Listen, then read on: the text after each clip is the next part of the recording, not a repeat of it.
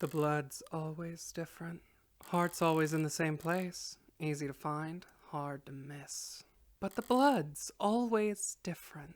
A flowering stain unfurling towards an invisible sun. A perfectly unique bloom. Only one for each of us. A Rorschach test with a singular, universal meaning. Vitality at its climax.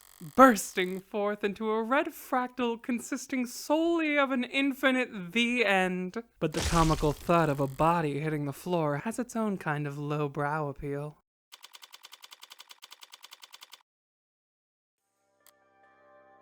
Bullet number 6 of 6. The gun's empty.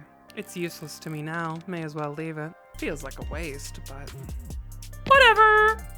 Finding the ammo is almost enough of a hassle to outweigh the advantages. I could sell an untagged gun for a fair bit of cash. But cash can't buy you peace of mind. Oh, don't look so surprised, lady.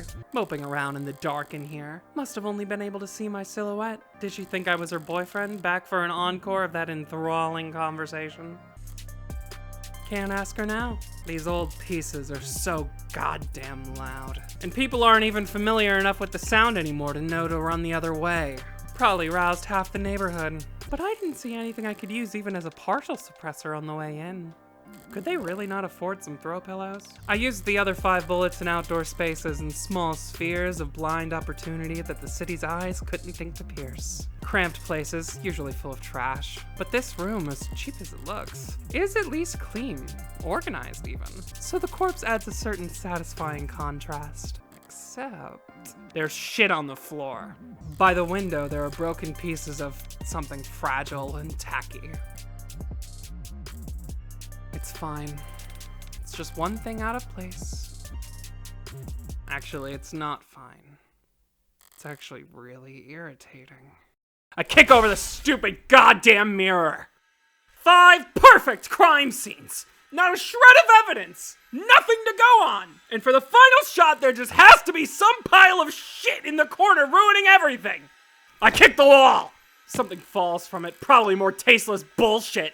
I toss over the chair, knock the urn, tear into the sheets with my frustration, and try to savor the shredding. If it can't be clean, I'll just have to lean into the messy angle. At least it'll be consistent.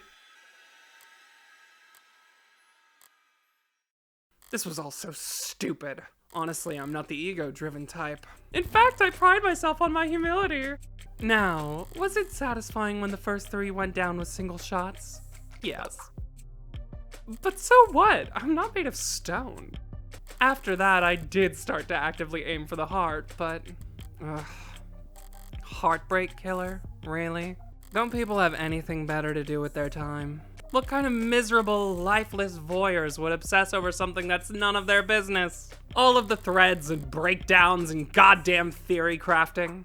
And all for the heartbreak killer. Sounds like a soap opera villain from a season where the writers were on strike.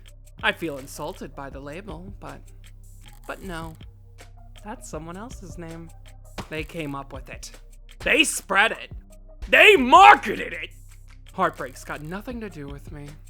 He's just some reclusive, lonely, socially impotent loser who shot 6 people because... Well, I'm sure people will come up with something. Me, I killed those people because I saw them and I wanted to. And I've killed a lot more than just 6. At least the room is thoroughly trashed now. If I had just walked away after seeing that mess by the window, it would have irritated me to no end. And now that it doesn't match the MO of the last 5 perfectly, it'll irritate the cops to no end instead. Good riddance, Heartbreak. You enjoy your 15 minutes in the spotlight. Really savor it.